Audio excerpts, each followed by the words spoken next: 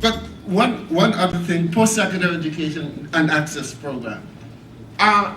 It is good for us to invite students to schools and for universities to set up programs that's accessible to students. Or the university will look at the experiences of students and say, okay, we understand students have had barriers in terms of accessing students, and we're going to also look at their experience and take that into account to understand why they might not have gotten an A as the other student, and therefore we will give them some recognition of the barriers and bring them into the schools. But once they get in there, do the universities, we must investigate, do the universities respond to them once they're there? It's not about getting in. Access should not be just getting in, but access should also be about, does the university make possible success once they get there? And that success has to do with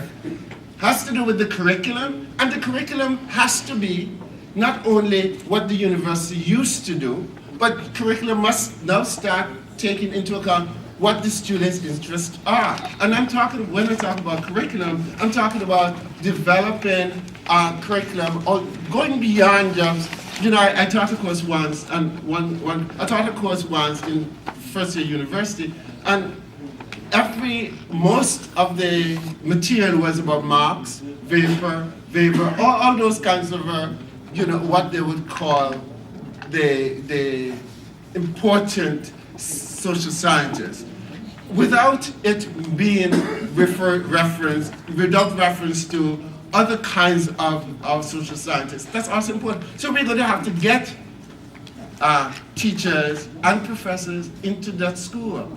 We have to also shift our thinking about how we're going to influence universities. Universities part is not just schools now. We have to start changing the university curriculum. Make universities know we're here, and we want them to respond to us and our experiences as well. Listen, I'm out of time. Thanks very much.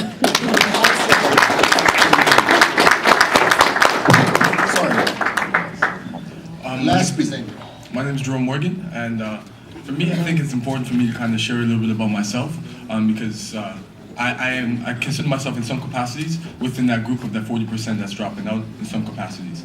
I was raised in Jamaica, and my mom had me when she was 15 years old. 2 years later, she had twins, Paul and Paulette. 2 years later, then my sister Simone was born. So when we came to Canada, she had 4 children, and she was 22 years old. She was 20 years old. So for me, growing up in a low-income community from a single mother that was a teenage mom, definitely is important to be to this conversation, because there are a lot of single-parent moms that are teenage mothers in Toronto within the different communities of Canada that's not even being acknowledged in any capacity. And there is limited resources, limited support that's given to these women, and at the same time, they're raising children on their own. They're dealing with a lot of issues that they're carrying, but at the same time, their children are growing up with as well. So it's important to put that in context, because we have children that are going through a lot of different barriers within their life to be able to navigate through this educational system that is Eurocentric and that wasn't made for us. So if we don't acknowledge that in itself, then we're losing some of the points of the youth that's actually being lost. My mother was married for 12 years, and my two half-brothers were born, Michael and Martin. They're 9, he's in grade 4, and my other young Martin is 5. He's in kindergarten right now. I go to parent-teacher interviews. I go. I pay for school trips. I do that.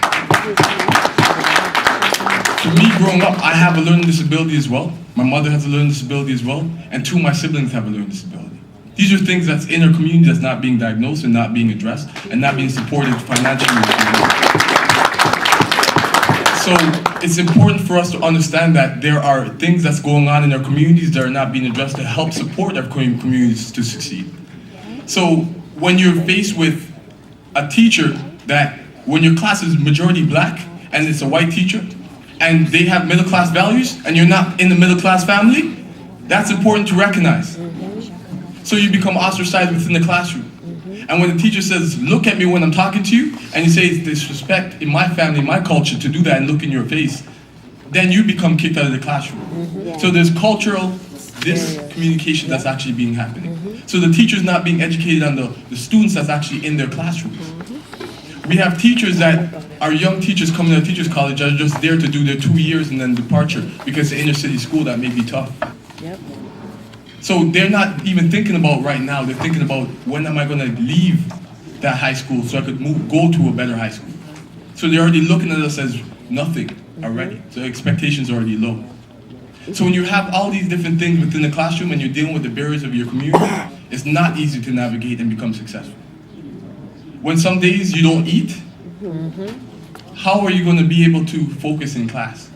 If you're already ostracized within the classroom, how are you able to deal with that?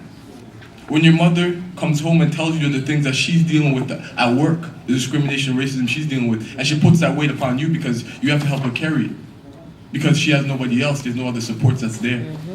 So let's talk about this as well. So it's not a very simple issue to address. It's very complex. But it's important to understand that supports are definitely needed for parents and the students. There is a lot that needs to be addressed in the sense of students have to be able to tell their story in some capacity so teachers understand where you're coming from. We're not coming from, some of us are not coming from the great neighborhoods of the middle class. Sometimes we see the violence in our community. We see the robberies. We see the gang banging. And when you see that environment, that traumatizes in some capacity. But we don't get no supports to address that. We don't get no counseling to deal with those things.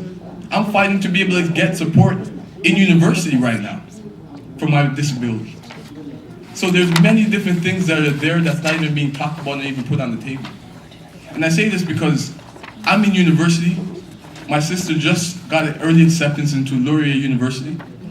My other sister's going to be going to Humber College. They both have, one has a learning disability as well. My younger brother, he's been influenced and he's got in trouble with the law.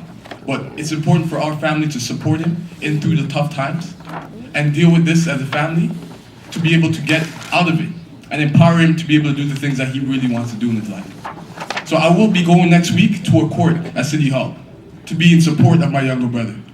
I will be calling my brother tonight to know that, I'm in this conference and I'm there for him and I will be there for sure.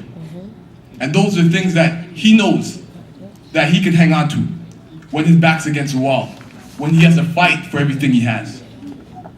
And I say this because this is incredibly important. My mother never thought that she could even go to college or university because she had to support her children. I come from a family that is illiterate in Jamaica. I remember being 10 years old and I was the one writing letters for my uncles, my mother, my grandmother, and all the family relatives because I was getting an education.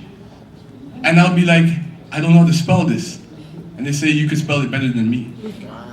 So this is the environment that I come from. This is what I represent. So education was something that was told to me that you definitely needed to empower yourself and grow. It's not about just getting income, because many of us young people see that. You could get an education but still not be paid the right salary as your white counterparts.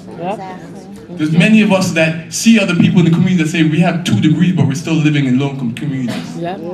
So let's be specific and talk about that, the discrimination and the systemic issues that are there, and the racism is there. So when the youth says, you have a degree and you're making the same amount of money as my mother that's working 2 jobs, how does that make any sense? It doesn't resonate in their minds that I should do that.